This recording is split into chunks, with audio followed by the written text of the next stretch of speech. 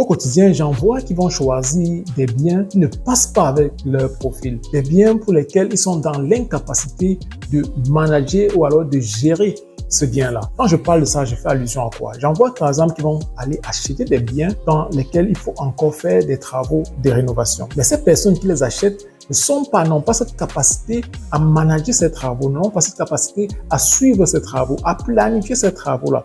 Et la suite, on connaît comment ça se passe très souvent. C'est qu'à un certain moment, il n'y a plus de fonds, il n'y a plus d'argent, ou encore le travail qui est livré après ne ressemble à rien. Pourquoi? Parce qu'on n'a pas planifié le travail. Et on reviendra à ce point de la planification du travail.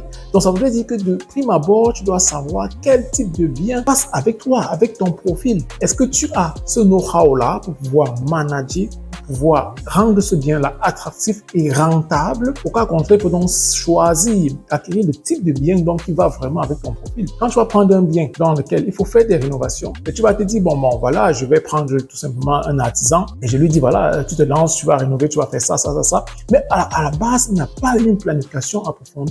Il n'y a pas eu un budget clairement défini en fonction de toutes les étapes de tout ce qu'on doit faire dans le bien que tu as choisi. Et c'est évident que après, tu ne sois pas satisfait du travail ou encore, peut-être même tu as eu la chance d'avoir un artisan qui a élaboré ou alors qui a rendu un très bon travail, a fait un très bon travail.